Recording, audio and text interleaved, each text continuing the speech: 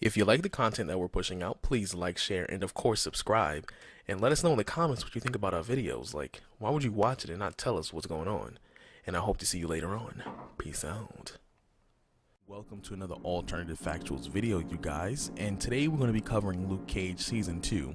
Now, usually I don't really mention the stuff that goes on in the background in terms of the panels that I use, but today I'm using something very specific for a very specific reason in order to make several points in terms of what's going on in the background. Now, for the panels, I'm going to be using Luke Cage Volume 2, which is a part of the Cage series that was actually written by David F. Walker. Now, don't get me wrong, this series was pretty good, especially Volume 1, but there's some references in here that I actually wanted to make a point in terms of this video so that way you can kind of understand and see what's going on here. But without further ado, let's jump right into it. So in Season 1 of Luke Cage, we already kind of got the idea of how Luke Cage came to be in terms of him actually bonding with his community, as well as how he has rose to this prominence as a hero in Harlem, and why he is very necessary because in Harlem, as you may not know, or maybe you do know depending on where you're from, many people of color, including Black, Hispanics, Latino, whatever you want to identify yourself as, are not very trusting of the police for very, very obvious reasons that you may even see today on the news. Now remember, in Season 1 they spent all this time building him up. Even though he was technically a fugitive, he actually went into Harlem, was working out of a barbershop technically, even though he wasn't really working per se, he was just sweeping up hair, but whatever you want to call it. He actually rose to prominence, he was helping his community, people loved him after they saw that he was fighting Diamondback and that he was actually resisting a lot of the crime in Harlem, and they saw him as a hero. So Season 1 was the build-up. This is when we start to transition into Season 2. Now Season 2 is where we kind of get that, okay, he's already reached this high point in his career, at least one of the higher points so far. Now obviously everyone is pretty trustworthy of him, and of course they're going to take the time to let him know when things are going down in the neighborhood, like they should, as if they would for the police if they were very trusting of them. But in this season, after someone sees that he's able to not only get punched but does some weird crazy Jet Li kick to the back of his face from Bushmaster, that's when we realize that, okay, people notice that he can be hurt and that he can actually be defeated, which actually causes things to kind of rattle in Harlem, which makes people very afraid. And now they're starting to doubt him just simply because it looks like he is weak. Yeah, now despite the kind of introduction I've kind of made for it, I kind of wanted to reference the idea of why magic and stuff like that in Season 2 is going to play a really big role in terms of Luke Cage and whatnot. Now, as we already know in Marvel Comics, magic has this very interesting kind of stance in terms of how it's used. Magic can also be integrated into technology, as we've seen when Tony Stark has actually used the magic to make the Uru armor that was created by the same metal by Thor's hammer, but you know, I'm not going to get too deep into that one.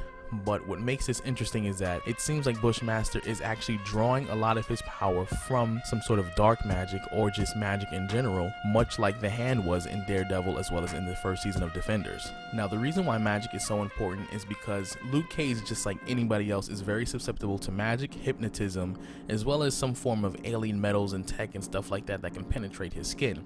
And remember, his powers are actually very limited in terms of what he can do. He is pretty strong in terms of regular standards for a human being, but in reality he is not even the top 10 strongest character in Marvel that we actually have physically seen in comics as well as in movies, to be quite realistic. And remember, Luke Cage only has enhanced strength, well, super strength actually, and he has a healing factor and unbreakable skin, but all of his organs can actually be penetrated if someone somehow figured out how to bypass his impenetrable skin, or if somehow they were able to hit him hard enough, which would cause his organs to go into a state of shock, which he can still deal with. And at some point, if they don't know how to break his skin, he can actually die because no one can actually operate on him, which we've seen in Season 1 actually. Now the reason why magic is very important in Season 2 is because it's a mean in which Bushmaster can defeat Luke Cage. Luke Cage is seen as this almost idol, godlike character that's in Harlem because he is, one, black, and two, he is somebody who does not have to bow down to the rules of the police, and someone who cannot be shook or destroyed or taken down by the police because he cannot be hurt by their bullets or even their weapons or traditional means or whatever that they may have in their arsenal. Now he is supposed to be for the people. Now he is someone that people trust.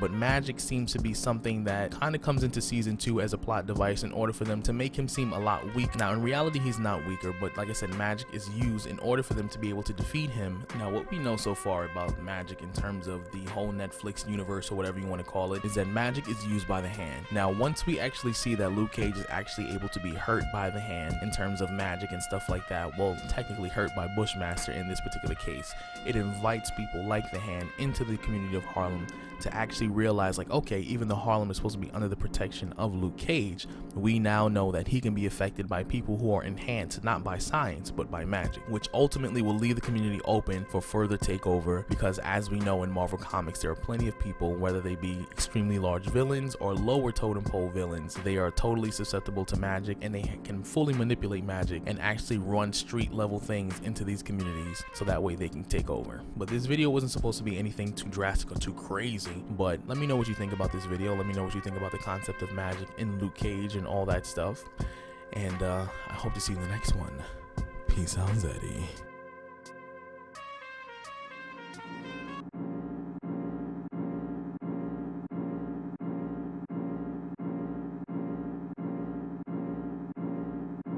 Looking from the outside in, a bit more simple than the slightest. The grandiose appearance may elude you to the violence. I'm dying, just an opportunity to lie and say it's all a game, but real life is more defiant. Controlled like the aperture of science.